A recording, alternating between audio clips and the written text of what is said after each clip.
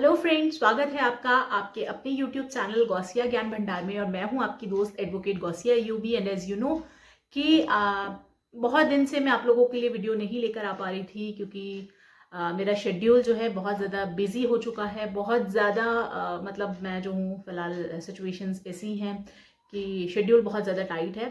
तो I am sorry for that कि आप लोगों के लिए कंटिन्यूस वीडियो नहीं ला पाई हूँ, पर आगे मेरी पूरी कोशिश रहेगी कि वीक में एटलीस्ट आपको एक वीडियो तो दी जाए। कोशिश मेरी आपको 2 वीडियो देने की है, लेकिन एटलीस्ट एक वीडियो वीक में मैं आपको ज़रूर प्रोवाइड करूँगी। सो आई होप कि आप सभी लोग अच्छे होंगे और सभी लोग अपनी लाइफ में बहुत अच्छा कर रहे होंगे। तो आज जैसे कि आप लोग थंबनेल से समझ ही गए होंगे कि आज मैं किस बारे में बात करने जा रही हूँ। तो हमारे जो हैं 3 पुराने जो क्रिमिनल लॉज हैं, आईपीसी, सीआरपीसी और एविडेंस, वो जो हैं बदल चुके हैं। उनके बदले जो है बीएनएस, बीएनएसएस और बीएसए हमारा जो है वो आ चुका है, ऐसा लोगों का कहना है, ऐसा लोगों का भ्रम है। अभी ये जो नए कानून हैं ये अभी एनफोर्स नहीं हुए हैं, नोटिफाई नहीं किया है अभी गवर्नमेंट ने, सिर्फ अभी लोकसभा और राज्यसभा से पास हुए हैं। गाइज आप लोगों को बता दूं, आज मैं ये जो वीडियो शूट कर रही हूँ 23 दिसंबर 2023 को शूट कर रही हूँ, तो अभी तक जो है ये सिर्फ लोकसभा और राज्यसभा से पास हुआ है। अभी आगे प्रेसिडेंट साहिबा ने इस पर साइन नहीं किए हैं। एक बार और आपको बता देना चाहूंगी, जब भी कोई कानून बनता है तो लोकसभा राज्यसभा से पास होने के बाद राष्ट्रपति की कंसेंट जो है, राष्ट्रपति की एसेंट जो है, यानी कि उनके सिग्नेचर की जरूरत पड़ती है। और उनके सिग्नेचर के बाद भी गवर्नमेंट उसको नोटिफाई करती है ऑफिशियल गजेट में। आपने सुना होगा कि नोटिफिकेशन जारी हुआ है, तो जब वो नोटिफाई करेगी और वो नोटिफिकेशन में एक एनफोर्समेंट डेट रखेगी कि ये डेट जो है एनफोर्समेंट डेट है, इस डेट से ये वाले 3 नए कानून जो है वो लागू होंगे। तो आज दोस्तों इसी बात पे चर्चा करेंगे, क्योंकि स्टूडेंट्स के माइंड में, स्टूडेंट्स कहूँ मैं, एडवोकेट्स कहूँ, या सभी लोगों की बात करूँ जो विधि में रुचि रखते हैं, सभी नागरिकों की बात करूँ, सभी को कहीं ना कहीं एक मिथ है, एक भ्रम है कि ये लागू हो चुके हैं। अब क्या होगा, क्या पुराने कानून पढ़ने की आवश्यकता है या उनकी किताबें उठाकर साइड में रख दें? ठीक है, तो आज ये सारी चीजें, मतलब लोगों के माइंड में ये सब चल रहा है कि क्या लागू हो चुके हैं या कब लागू होंगे, या फिर अभी क्या पढ़ना है, हमें पुराने वाले पढ़ने हैं या फिर जो नए वाले लॉज हैं वो हमें पढ़ने हैं, या पुराने जो मामले चल रहे हैं, जो केसेस चल रहे हैं, उनका क्या करना है। ठीक है, तो पुरानी एफआईआर्स के बारे में क्या होगा, पुराने ट्रायल्स जो चल रहे हैं उनके बारे में क्या होगा। तो ये सारे मिथ्स, ये सारी प्रॉब्लम्स जो हैं स्टूडेंट्स को आ रही हैं, इवन जो भी का विधि से जुड़ा हुआ है, कानून से जुड़े हुए लोग हैं, उनके सभी के दिमाग में ये सारे भ्रम आ रहे हैं। तो चलिए दोस्तों, आज इसी के बारे में बात करते हैं, ज्यादा वक्त जाया ना करते हुए। तो आईपीसी, सीआरपीसी और एविडेंस, इनको रिप्लेस करने वाले कानून हमारे बीएनएस, बीएनएसएस और बीएसए लागू हो चुके हैं, ऐसा लोगों का भ्रम है। अभी ये लागू नहीं हुए हैं। ठीक है, तो गाइज आज मैं आपके क्वेश्चंस लेती हूँ। सबसे पहला क्वेश्चन जो मेरे पास आया है वो है कि क्या नए कानून आईपीसी, सीआरपीसी, एविडेंस को रिप्लेस करने वाले कानून जो हैं वो लागू हो चुके हैं? तो जैसा कि मैंने बताया कि नहीं, अभी लागू नहीं हुए हैं। सिर्फ लोकसभा और राज्यसभा की यहाँ पर जो मंजूरी है वो मिली है। ठीक है, लोकसभा राज्यसभा से पास हुए हैं, राष्ट्रपति के एसेंट यानी कि सिग्नेचर अभी बाकी हैं, और उसके बाद भी एक प्रोसेस होता है नोटिफिकेशन का, आपको नोटिफाई किया जाएगा। ठीक है, सरकार नोटिफिकेशन जारी करेगी, हस्ताक्षर के बाद राष्ट्रपति साहिबा के हस्ताक्षर होंगे, नोटिफिकेशन जारी किया जाएगा, और नोटिफिकेशन में आपको एक एनफोर्समेंट डेट मिलेगी कि वो कब से लागू होंगे, यानी कि कब से वो एनफोर्स होगी, कब से वो प्रभाव में आएगी। ठीक है, तो उसी दिन से ये कानून लागू होंगे जो भी नोटिफिकेशन में डेट दी गई होगी। ओके, दूसरा क्वेश्चन अराइज होता है कि क्या अभी जो एग्जाम्स होने वाले हैं उसमें हमें आईपीसी, सीआरपीसी, एविडेंस पढ़ना होगा या हमें बीएनएस, बीएनएसएस और बीएसए पढ़ना होगा? ठीक है, तो देखिए, अगर हम कॉम्पिटिटिव एग्जाम्स की बात करें, दिल्ली और एमपी आपका, इनके नोटिफिकेशन ऑलरेडी, वैकेंसीज आ गई हैं। हरियाणा का भी आई थिंक नोटिफिकेशन आउट हो चुका है, वैकेंसीज आ चुकी हैं।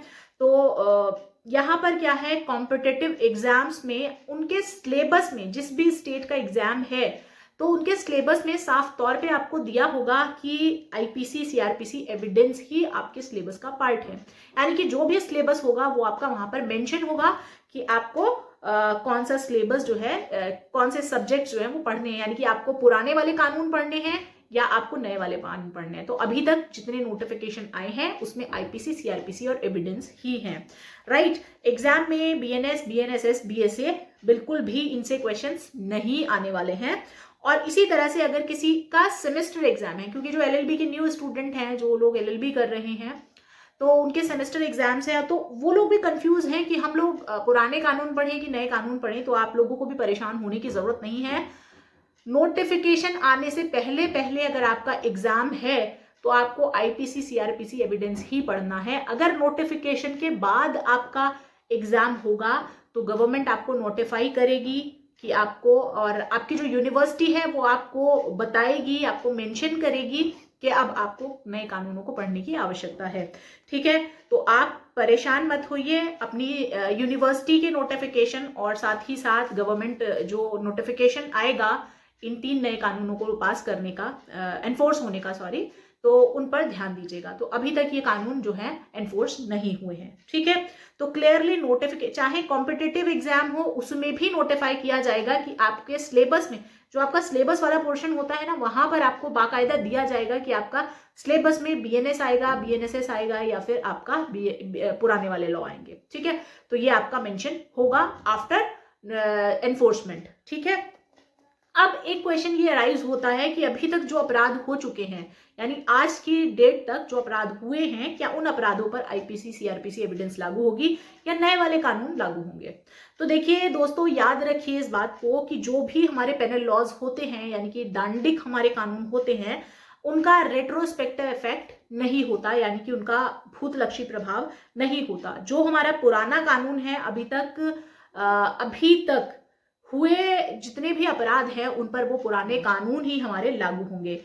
वो ट्रायल उनका जब तक चलता रहेगा, क्योंकि आपने जिस समय अपराध हुआ है, राइट, उस समय आईपीसी लागू थी, तो आईपीसी के थ्रू ही उनका जो है, आईपीसी के अकॉर्डिंग, प्रोविजंस के अकॉर्डिंग ही चलता रहेगा, यानी कि पुराने प्रोविजंस ही उसके ऊपर लागू होते रहेंगे जो कि एनफोर्समेंट से पहले पहले अपराध हुए हैं उन पर। तो वो ट्रायल तब तक चलता रहेगा, तब तक पुराने कानून के हिसाब से ही यहाँ पर जो है उसको चलाया जाएगा। और दोस्तों, आपके जितने भी पुराने नोट्स हैं, बेयर एक्ट्स हैं, आपके जो भी किताबें हैं इससे रिलेटेड, पुराने कानूनों से रिलेटेड, इनको आपको कहीं साइड नहीं करना है, कहीं पर भी फेंकना नहीं है, जलाना नहीं है, रद्दी में नहीं देना है। क्योंकि बहुत सारे स्टूडेंट्स के मुंह से मैंने सुना है कि बस अब तो ये रद्दी में काम आएंगी, अब तो ये रद्दी में जाएंगी। तो this is not fair. In future आपके ये बहुत काम आने वाली है, इन फ्यूचर भी ये आपको काम आती रहेंगी, ठीक है। विधि की कोई भी किताब जो है कभी भी वेस्ट नहीं होती, ये बात आप लोग ध्यान रखिएगा, ठीक है। तो इन फ्यूचर भी ये सब आपके काम में आएंगी।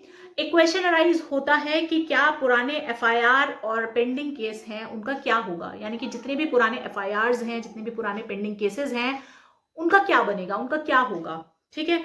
तो पुराने कानून के हिसाब से ही चलेंगे, ये बात आपको ध्यान रखना है, उन पर नया कानून लागू नहीं होने वाला है। हाँ, दूसरी बात ये है कि जो सीआरपीसी है उसकी जगह जो बीएनएसएस है वो लागू होगा, तो क्या उसका रेट्रोस्पेक्टिव इफेक्ट होगा, क्या वो भूतलक्षी प्रभाव से लागू होगा या नहीं, ये बात सरकार तय करेगी। सरकार तय करेगी कि जो ये प्रोसीजर है हमारा, क्या ये भूतलक्षी प्रभाव रखेगा या नहीं रखेगा, ठीक है। तो ये सरकार नोटिफाई करेगी। नोटिफाई कब करेगी? जब नोटिफिकेशन आउट हो जाएगा, उसके बाद यहाँ पर हम लोगों को जानकारी हो जाएगी कि रेट्रोस्पेक्टिव इफेक्ट से सीआरपीसी जो हमारी नई वाली है बीएनएसएस, क्या ये रेट्रोस्पेक्टिव इफेक्ट से लागू होगी या नहीं, ठीक है। तो ये बात आप ध्यान रखेंगे, ओके। तो हाँ, आईपीसी के जो प्रोविजंस हैं वो पुराने वाले ही आपके चलते रहेंगे और नया बीएनएस नए मामलों पर लागू होगा, यानी कि नई भारतीय न्याय संहिता जो है वो नए वाले मामलों पर लागू होगी, ठीक है दोस्तों। तो आगे चलते हैं। आगे एक और क्वेश्चन इंपॉर्टेंट आया है जो मुझे भी लगता है काफी चैलेंजिंग है। तो पुलिस और पूछा गया है कि पुलिस और जो कोर्ट एडमिनिस्ट्रेशन है उनके सामने क्या क्या जो है चुनौतियां आएंगी, क्या क्या कठिनाइयां उनके सामने आएंगी। तो देखिए गाइस, कानून बदले हैं, ठीक है, किताबें बदली हैं, हमारी बेरेक्स हमारे बदले हैं, तो चुनौती तो आएगी, थोड़ी सी डिफिकल्टी तो आएगी, कठिन तो रहेगा, स्ट्रगल भी करना पड़ेगा थोड़ा सा, चैलेंज तो है अपने आप में, ठीक है। तो आपको क्या करना है कि घबराना नहीं है, एज अ चैलेंज लेना है और इंटरेस्टिंग वे में पढ़ना है, क्योंकि काफी सारी चीजें, काफी सारे पॉजिटिव चेंज आए हैं कहीं ना कहीं देखिए 19-20 का फर्क, देखिए मुकम्मल तो कुछ भी नहीं होता, कहीं ना कहीं कुछ ना कुछ कमी रह जाती है। तो कमियां तो हमें कहीं ना कहीं थोड़ी बहुत मिलेंगी, ऐसा नहीं है, क्योंकि जितना हम लोगों ने एनालाइज किया है तो कमियां तो थोड़ी बहुत कहीं ना कहीं पर हैं और रह भी जाती हैं, वो आगे हो सकता है एलिमिनेट भी हों। लेकिन काफी सारे पॉजिटिव चेंजेस आए हैं, कुछ ऐसे कानून लाए गए हैं जिनकी वाकई आवश्यकता थी। और जितनी भी चीजें हम लोग चाहते थे एज ए स्टूडेंट, जब हम लोग पढ़ते थे तो हम कहते थे कि ये चीज ऐसे क्यों दी हुई है, इकट्ठा करके क्यों नहीं दी हुई है ना। तो कहीं ना कहीं वो चीजें, वो हमारे मन की बात भी सुन ली गई है, तो वो सारी चीजें चेंजेस हुई हैं। तो जैसे कि बात हुई है कि अब पुलिस को और कोर्ट एडमिनिस्ट्रेशन को क्या क्या चुनौतियों का सामना करना पड़ेगा, तो जाहिर है कि पुलिस को भी वापस से ट्रेनिंग की आवश्यकता होगी, क्योंकि नई चीजें आई हैं, नया बदलाव है, परिवर्तन है। तो परिवर्तन के साथ साथ देखो चैलेंज तो आता ही आता है। तो पुलिस को भी ट्रेनिंग की आवश्यकता होगी, नए कानूनों को समझना होगा, समझाना होगा, अपने आप में एक बड़ी चुनौती होगी। और इसी तरह से जो कोर्ट है, कोर्ट में भी जितने भी हमारे प्रैक्टिसिंग एडवोकेट्स हैं, जो हमारे नए एडवोकेट्स हैं, उन सभी को कई धाराएं जो हैं वो रटनी पड़ेंगी, कई सारी चीजें वो समझनी पड़ेंगी, याद रखनी पड़ेंगी। और इसी तरह से जजेस को भी ट्रेनिंग की जरूरत होगी। तो गाइज बहुत सारे पॉजिटिव चेंज हैं, बहुत सारी रिक्वायरमेंट थी, बहुत ज्यादा पुराने कानून हो चुके थे, अब बदलाव की आवश्यकता थी। तो बदलाव देखिए, परिवर्तन जो है ना बहुत अच्छी चीज है, समय के साथ परिवर्तित हो जाना, पॉजिटिव चेंज लेकर आना बहुत अच्छी बात है। तो अच्छा कदम उठाया गया है। तो अभी आपके पास देखिए जो भी किताबें हैं, मैं आपको फिर से यही कहूंगी बार बार, तो जितनी भी किताबें हैं नोटिफिकेशन आने तक, एनफोर्समेंट हो जाने तक वही काम आएंगी, लेकिन साथ ही साथ इन फ्यूचर भी ये किताबें आपके काम आने वाली हैं। तो इनको प्लीज बहुत संभाल कर रखिएगा, और ज्यादा कंफ्यूज होने की जरूरत नहीं है, ना ही इधर उधर ज्यादा बातें बनाने की जरूरत है कि क्या होगा कैसे होगा, क्योंकि जितने लोगों से जितने मुंह होते हैं ना उतनी बातें होती हैं, तो लोग आपको भ्रमित करेंगे, क्योंकि वो खुद भी भ्रमित हैं। ठीक है, तो आप इधर उधर मत जाइए, अपनी जो भी आपका टारगेट है, जो भी, चाहे वो कॉम्पिटिटिव है, चाहे वो एकेडमिक है, चाहे आप लॉ प्रोफेशनल्स हों, तो आपको बस अपने टारगेट को फोकस रखना है। और टारगेट को फोकस रखते हुए अपने काम पर फोकस रखिए, अपनी स्टडीज पर फोकस रखिए, जो भी आपके एग्जाम्स हैं उनको दीजिए। जैसे ही ये इन्फोर्स हो जाता है, नोटिफिकेशन आउट हो जाता है, हम लोग इसके बारे में भी बात करेंगे बारीकी से। तो मैं आप लोगों के लिए वीडियो लेकर आती रहूंगी। और थ्रू आउट द ईयर, यानी कि जब तक हम लोग इनको अच्छे से आईपीसी, नए वाले बीएनएस को, नए वाले बीएनएसएस को और बीएसए को, इन लोगों को, इन तीनों कानूनों को जब तक हम अच्छे से नहीं समझ लेते हैं, मैं आपका साथ नहीं छोड़ने वाली हूँ, आप लोगों को समझाती रहूंगी, अच्छे से हम लोग पढ़ाई करते रहेंगे।